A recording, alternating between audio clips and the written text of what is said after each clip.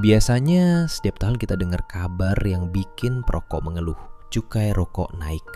Kenaikan adalah sebesar 21,55% dari kenaikan cukai rokok. Tapi kali ini berbeda. Menteri Keuangan Purbaya Yudi Sadewa membuat keputusan mengejutkan. Tahun 2026, cukai rokok tidak naik. Kenapa pemerintah memilih menahan diri? Apa dampaknya bagi negara, industri, dan juga masyarakat? Mari kita bahas bersama. Ada cara mengambil kebijakan yang agak aneh untuk saya. Saya tanyakan, cukai rokok gimana? Sekarang berapa rata-rata? 57%. Wah, tinggi amat. Fir'aun loh. Gitu.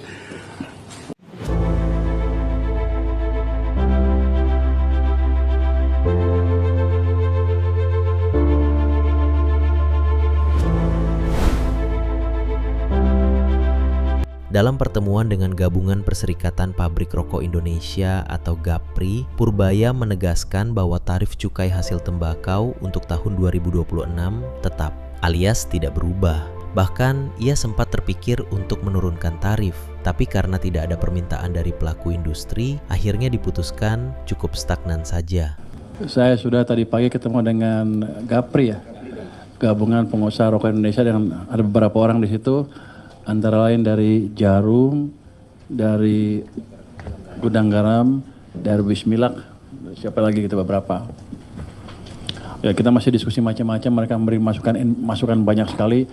Cuma kelihatannya mesti dipilah-pilah lagi masukannya karena cukup rumit.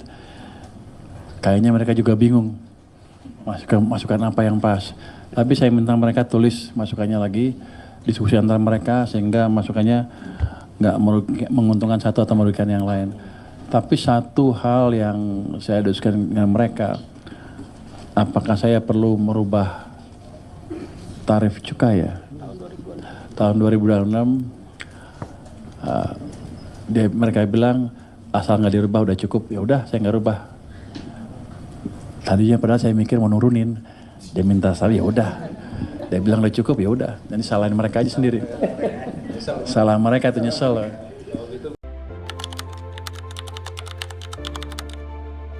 Lalu apa alasan dibalik keputusan ini? Pertama, industri rokok legal tengah menghadapi fenomena down trading. Konsumen beralih ke produk yang lebih murah. Kalau cukai dinaikkan, risiko makin banyak orang kabur ke produk ilegal atau rokok selundupan semakin besar. Kedua, stabilitas cukai memberi ruang bagi industri, terutama pabrik kecil dan menengah, untuk tetap bertahan tanpa tercekik beban baru. Namun di sisi lain, langkah ini membuat pemerintah kehilangan potensi tambahan penerimaan negara.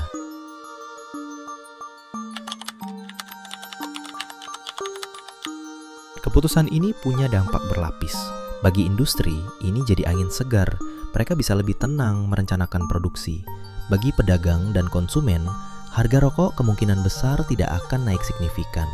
Dan bagi negara, ada dilema. Karena tidak ada tambahan dari cukai, sementara kebutuhan anggaran tetap tinggi. Jadi, keuntungan stabilitas harus dibayar dengan potensi penerimaan yang hilang.